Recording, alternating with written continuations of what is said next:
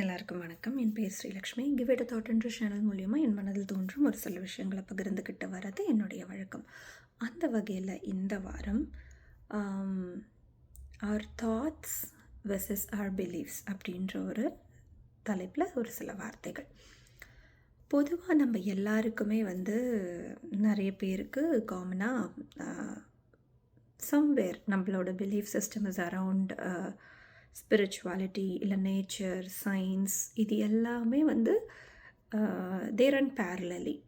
அதனால் ஏதோ ஒரு விஷயத்து மேலே நம்மளுக்கு நம்பிக்கை இருக்கும். அது அதன் வழியில் அதன் வாயிலாக தான் எல்லாமே நடக்குதுன்றதும் நம்மளுக்கு தெரியும்.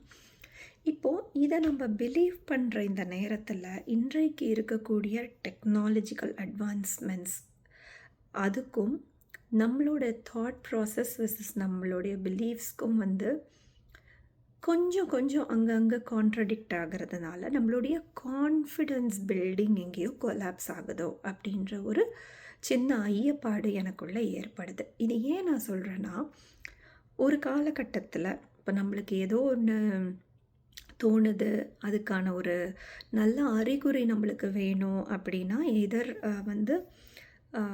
சீட்டு போட்டு எழுதி குலுக்கி பார்த்து அது இறைவனுடைய ஒரு ஆசீர்வாதமாக அவனுடைய பதிலாக நம்ம கருதின காலகட்டங்கள் உண்டு. அதன் பிறகு அதை மிராக்கிள்னு சொல்லிட்டு இருந்தோம். இல்லை எங்கேயாவது ஏதோ ஒரு சைன் தென்படுது அப்படின்னா அதை ஒரு குறியீடாக நம்ம எடுத்துக்கிட்டு வளர்ந்த காலகட்டங்கள் உண்டு. இப்போ இருக்கிற டெக்னாலஜிக்கல் அட்வான்ஸ்மெண்ட்ஸில் நம்ம நினைக்கிறது எல்லாமே நம்மளுக்கு சோஷியல் மீடியாவில் பிரதிபலிக்குது. Then it was miracle, now it's AI அப்படின்னு கூட நம்ம சொல்லலாம். அப்போ இதுக்கும் நம்மளுடைய தாட்ஸ் வெர்சஸ் பிலீஃப்ஸ் கான்ட்ரடிக்ஷனுக்கும் என்ன சம்பந்தம் அப்படின்னு பார்த்தோமே ஆனால், இப்போ இருக்கிற காலகட்டங்களில் நம்ம என்ன பார்க்கணுன்னு நினைக்கிறோமோ, நம்ம என்ன கேட்கணுன்னு நினைக்கிறோமோ அது நம்மளுக்கு கண் முன்னாடி வர்றதுனால it is boosting to a similar thought process. இல்லைன்னா அரைச்சமாகவே அரைக்கிறதுக்குள்ளே நம்ம சிக்கிக்கிறோம் நம்மளுடைய தாட்ஸை வச்சுக்கிட்டு. அப்போது அதோடைய அந்த ஸ்கோப்பை விட்டு நம்மளால் வெளியில் வர முடியாததுனால நம்ம ஒரு ப்ராடர் வியூவோ இல்லை ஒரு ஹோலிஸ்டிக் அப்ரோச்சோ எடுக்க முடியாத ஒரு சூழ்நிலையில் இன்றைக்கி மாட்டிக்கிறோம்.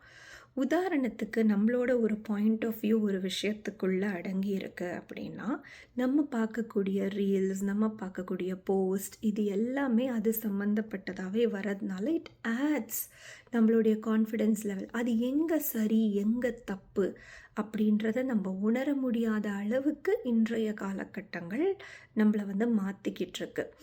அப்போ இதற்கும் நம்மளுடைய பிலீஃப் சிஸ்டத்துக்கும் என்ன சம்பந்தம் அப்படின்னு பார்த்தோன்னா, நம்ம பொதுவாக நம்ம ஒரு விஷயம் நேச்சரோ இல்லை சயின்ஸோ இல்லை அது ஸ்பிரிச்சுவாலிட்டியோ எது நம்மளை நம்மளுக்கு மேலே ஒரு சக்தி இயங்கிக்கிட்டு இருக்கோ அந்த சக்தி நம்மளை இயக்கிக்கிட்டு இருக்குன்றதும் உண்மை.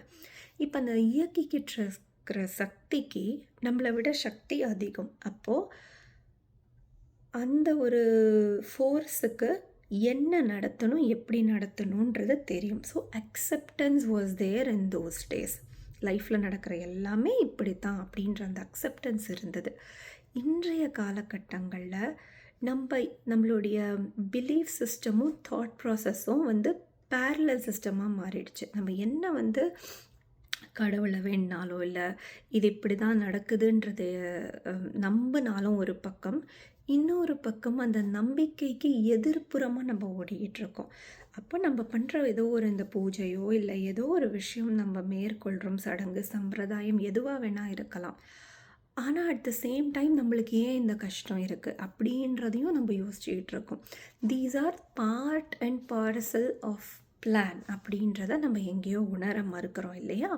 அப்போது இந்த ஒரு விஷயத்துக்கு ஆட் பண்ணக்கூடிய வகையில் நம்மளுடைய நம்மளை சுற்றி இருக்கக்கூடிய சொசைட்டியும் சரி நம்மளுடைய சிஸ்டமும் சரி இயங்கிக்கிட்டு இருக்கு. இது அல்லாது நம்ம என்ன பண்ண ட்ரை பண்ணுறோன்னா, நம்மளுக்கு யார் இது எல்லாத்துக்கும் ஒத்து போகிறாங்களோ அந்த ஃப்ரீக்குவென்சியில் தான் நம்மளுக்கு இப்போ அந்த ஃப்ரெண்ட்ஸ் கேங்காக இருக்கட்டும் இல்லை நம்மளுடைய ரிலேஷன்ஷிப்பே கூட யார்கிட்ட வச்சு போனால் நம்மளுடைய பிலீஃப் ப்ராசஸுக்கு யார், அதாவது ஃப்ரீக்குவென்சிக்கும் வேவ் லென்த்துக்கும் மேட்ச் ஆகிறது வேறு.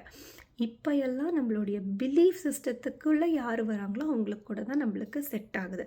இது மனிதன் உருவாகும் பொழுது அப்படி அல்ல. ஏன்னா மனிதனின் சிந்தனை பரந்து விரிந்தது. அதற்காக தான் மனிதனுக்கு ஸ்பெஷல் பவர் உண்டுன்னே மனிதன் நம்பிக்கிட்டு இருந்தான். ஒரு விலங்கையும் மனிதனையும் நம்ம எடுத்தோம்னா மனிதனுக்கான அந்த திங்கிங் கெப்பாசிட்டி வேறு எந்த உயிரினத்துக்கும் இந்த உலகத்தில் இல்லை. அப்போது இது ஒவ்வொரு மனிதனுக்கும் மாறுபட்டது. அதனால தான் நம்ம ஒவ்வொருத்தருக்கும் ஒரு பேர் இருக்குல்ல. எல்லாருக்கும் ஒரே பேர். நம்மளும் லயனோ இல்லை நம்மளும் பிளான்ஸ் அப்படின்னு நம்மளை பொதுவாக அழைச்சிட்டு போயிடலாம். அப்படி அல்லாது நம்மளுக்கான பேருக்கான அடையாளத்தை நாம் பெற்றுக்கொள்ள வேண்டும் என்பதற்கான அறிகுறியே நம்மளுடைய திங்கிங் ப்ராசஸ் தான்.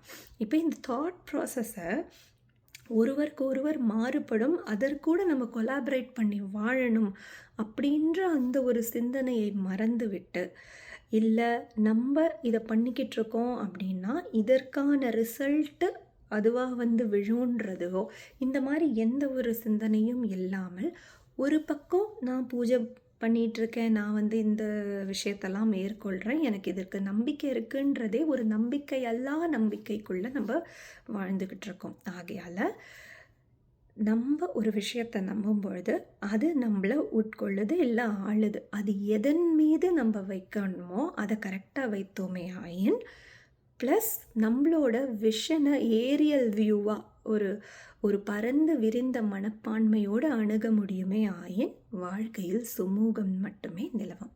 மீண்டும் இன்னொரு வீடியோவில் சந்திக்கிறேன். நன்றி, வணக்கம்.